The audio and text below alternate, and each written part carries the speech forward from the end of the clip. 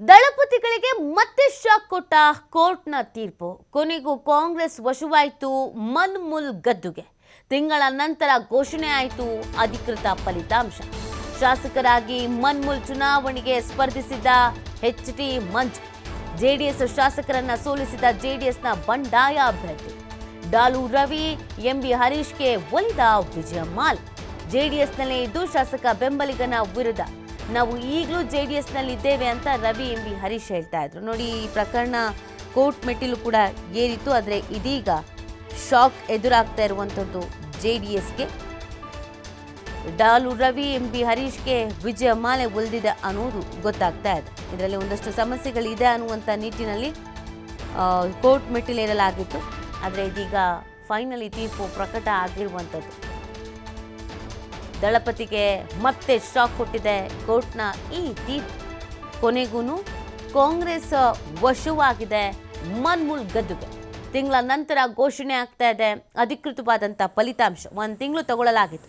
ಅಧಿಕೃತವಾದಂಥ ಫಲಿತಾಂಶದ ಘೋಷಣೆ ಆಗಿರಲಿಲ್ಲ. ಇದೀಗ ತಿಂಗಳ ನಂತರ ಘೋಷಣೆ ಆಗ್ತಾ ಇದೆ ಅಧಿಕೃತ ಫಲಿತಾಂಶ. ಶಾಸಕರಾಗಿ ಮನ್ಮೂಲ್ ಚುನಾವಣೆಯನ್ನ ಸ್ಪರ್ಧಿಸಿದ್ರು ಎಚ್.ಟಿ. ಮಂಜು. ಜೆಡಿಎಸ್ ಶಾಸಕರನ್ನ ಸೋಲಿಸಿದ್ರು ಜೆಡಿಎಸ್ನ ಬಂಡಾಯ ಅಭ್ಯರ್ಥಿ.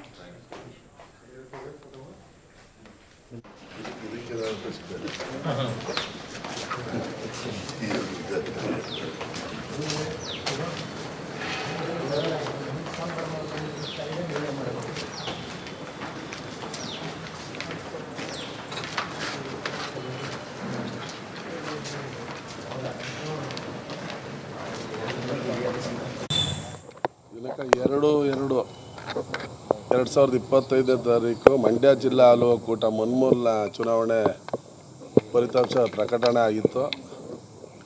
ಅದರಲ್ಲಿ 3 ಓಟನ್ನು ನಮ್ಮ ಎದುರಾಳಿಯವರು ಕೋರ್ಟ್ಗೆ ಹೋಗಿ ತಂದಿದ್ದರು. ಆ ಓಟು 3 ಕೋರ್ಟಲ್ಲಿ ಇದ್ದಿದ್ದರಿಂದ ಅದ್ರ ಎಣಿಕೆಯನ್ನು ಮಾಡಿ ಫಲಿತಾಂಶನ ಪೆಂಡಿಂಗ್ ಇಟ್ಟಿದ್ರು. ಇವತ್ತು 4/4/2025 ಅದು ಫಲಿತಾಂಶನ ADC ಅವರಾದಂಥ ಮತ್ತು ನಮ್ಮ ಚುನಾವಣಾಧಿಕಾರಿಯಾದಂಥ ಶಿವನಮೂರ್ತಿಯವರ ಸಮಕ್ಷಮದಲ್ಲಿ ರಿಸಲ್ಟ್ ಅನೌನ್ಸ್ ಮಾಡಿ ನಮಗೆ ಮತ್ತು ಎಂ ಬಿ ಹರೀಶ್ ಅವರಿಗೆ ಸರ್ಟಿಫಿಕೇಟನ್ನು ನೀಡಿರ್ತಾರೆ. ಅವತ್ತು ಚುನಾವಣೆ ನಡೆದ ಸಂದರ್ಭದಲ್ಲಿ ತಮಗೆಲ್ಲ ನಾವು ಮಾತಾಡ್ಸೋಕ್ಕೆ ಕಾಲಾವಕಾಶ ಕೊಡಲಿಲ್ಲ. ಯಾಕೆ ಅಂತಂದರೆ ನಾವು ಅಧಿಕೃತ ರಿಸಲ್ಟ್ ಬರದೆ ಅದನ್ನು ಮಾತಾಡೋದು ಬೇಡ ಅಂತ ಹೇಳಿದ್ರು. ಹಾಗಾಗಿ ಇವತ್ತು ನಿಮ್ಮೆಲ್ಲರ ಮುಂದೆ ನಮ್ಮ ಏನು ಗೆದ್ದಿದ್ದ ಖುಷಿನ ಇವತ್ತು ಹಂಚ್ಕೋತಾ ಇದ್ವಿ. ಏನಿಲ್ಲ, ಪಕ್ಷದಲ್ಲಿ ನಾವು JDS ಸೇರ್ಪಡೆಯಾಗಿದ್ದು 2023 ನಿಮಗೆಲ್ಲ ಗೊತ್ತಿರೋ ವಿಚಾರ. ನೀವೆಲ್ಲ ಟಿ ವಿಲೆಲ್ಲ ಹಾಕಿದ್ರಿ. ಬಾಂಬೆವರೆಗೂ ಹೋಗಿ ಕ್ಯಾನ್ವಾಸ್ ಮಾಡಿದ್ದು. ಹರೀಶ್ ಅಣ್ಣವ್ರು ಮೊದಲಿಂದ JDSಲ್ಲಿ ಸಕ್ರಿಯವಾಗಿ ಚುನಾವಣೆ ಮಾಡಿಕೊಂಡೇ ಬಂದಿದ್ದರು. ಒಮ್ಮತವಾಗಿ ನಾವು ಮಾಡ್ಕೊಂಬಂದಂಥ ಸಂದರ್ಭದಲ್ಲಿ ಟಿಕೆಟು ಇದು ಹಂಚಿಕೆ ಮಾಡೋ ಟೈಮಲ್ಲಿ ನಮ್ಮನ್ನು ಸ್ವಲ್ಪ ಕಡೆಗಣಿಸಿ ನಾವೇ ನಿಲ್ತೀವಿ ಅಂತ ಹೊರಟಾಗ ಶಾಸಕರು ನೀವು ಹೇಳ್ದಂಗೆ ನಾವು ನಿಲ್ತೀವಿ ಅಂತ ಹೊರಟಿದ್ದು ತೊಡೆ ತಟ್ಟಿದ್ದಲ್ಲ. ಅದು ತಾವು ಚಾಲೆಂಜಾಗಿ ತಗೊಂಡು ನಾನು ಹರೀಶ್ ಅವರನ್ನ ನಮಗೆ ನಾಯಕರಾದಂಥ ಪುಟ್ಟರಾಜಣ್ಣ ಮತ್ತು ಪುಟ್ಸಾಮಣ್ಣ ಅಂತ ನಮ್ಮ 2 ಭಾಗದ ನಾಯಕರವರು ಅವರಿಬ್ಬರು ಕರೆದು ನಮ್ಮಿಬ್ಬರು ಮಾತಾಡ್ಸಿದ್ರು. ಹಿಂದೆ ಸ್ವಲ್ಪ ನಾನು ಅವ್ರಿಗೆ ಚುನಾವಣೆಯಲ್ಲಿ 2019 ಸಹಾಯ ಮಾಡಿದ್ದೆ ಅಂತೇಳಿ ಹರೀಶ್ ಅವರು ನನ್ನ ಜೊತೆ ಬೇಸರ ಆಗಿದ್ದು. ಅದು ರಾಜಿ ಆಗಿದ್ದು ಅವ್ರಿಗೆ ಗೊತ್ತಿರಲಿಲ್ಲ. ಆಮೇಲೆ ಅವರು ಇಬ್ಬರೂ ನನ್ನ ಜೊತೆ ನಿಲ್ಲಿ ಅನ್ನೋ ಪ್ರಯತ್ನ ನಡೆದಾಗ ನಾನು ಸ್ವಲ್ಪ ದೂರ ಆದೋ. ಅಧಿಕೃತವಾಗಿ ಕಣದಲ್ಲಿ ಅವರು ಉಳಿದ್ರು, ನಾವು ಉಳಿದು ಚುನಾವಣೆ ನಡೀತು. ಚುನಾವಣಾ ಫಲಿತಾಂಶ ಶಾಸಕರು ಎದುರಾಕೊಂಡು ಮಾಡೋದು ಎಷ್ಟು ಕಷ್ಟ ಅನ್ನೋದು ನಮಗೂ ಗೊತ್ತು. ಬಟ್ ಅದಕ್ಕೆ ಪರಿಣಾಮ ಏನಾಯಿತು ಅನ್ನೋದು ನಮ್ಮ ಮತದಾರರು ಏನು ಕೇರ್ಪೇಟೆಯವರು ಯಾವುದೇ ಆಮಿಷಕ್ಕೆ ಅಧಿಕಾರದ ಬಲ ಇರೋ ಅಂಥವ್ರಿಗೆ ಎದುರದೆ ಪ್ರಾಮಾಣಿಕವಾದ ಮತ ಹಾಕಿ, ಅದು ಅತಿ ಹೆಚ್ಚಿನ ಮತ. ನನಗೆ 137, ಹರೀಶ್ ಅವ್ರಿಗೆ 123 ಮತ್ತು ಅವ್ರಿಗೆ 60 ಇವತ್ತು ಏನು 2/2/2025 ನಡೆದಂಥ ಚುನಾವಣೆ ಫಲಿತಾಂಶ ಇವತ್ತು ಅನೌನ್ಸ್ ಆಗಿದ್ದಾರೆ.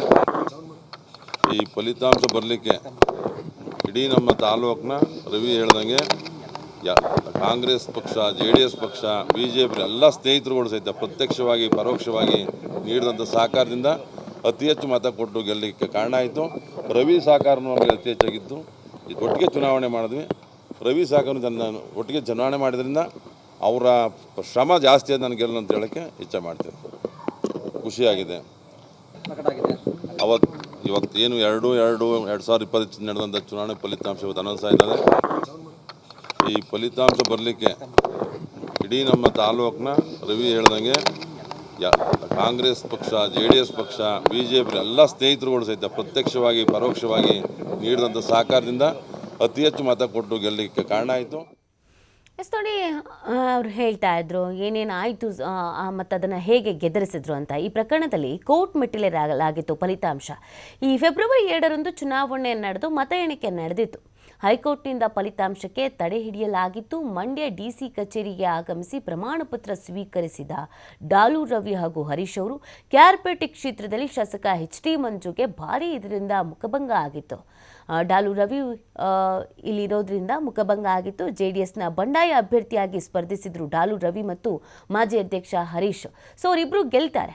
ಅಧಿಕೃತವಾಗಿ ಫಲಿತಾಂಶವನ್ನು ಪ್ರಕಟಿಸಿ ಪ್ರಮಾಣ ಪತ್ರವನ್ನು ವಿತರಿಸಿದ್ದಾರೆ ADC ಶಿವಾನಂದ ಮೂರ್ತಿ ಅವರು. ಡಾಲು ರವಿ 137, ಹರೀಶ್ 123 ಮತಗಳನ್ನು ಪಡೆದು ಗೆಲುವನ್ನು ಪಡ್ಕೊಂಡಿದ್ರು. ಶಾಸಕ HT ಮಂಜುಗೆ 74 ಮತಗಳು ಅಧಿಕೃತವಾಗಿ ಘೋಷಣೆಯಾದ ಹಿನ್ನೆಲೆ ಸಂತೋಷವನ್ನು ವ್ಯಕ್ತಪಡಿಸಿದ್ದಾರೆ. ಈ ಬಗ್ಗೆ ಮತ್ತಷ್ಟು ಮಾಹಿತಿಯನ್ನು ನೀಡ್ತಾರೆ ನಮ್ಮ ಪ್ರತಿನಿಧಿ ಶಶಿಕುಮಾರ್.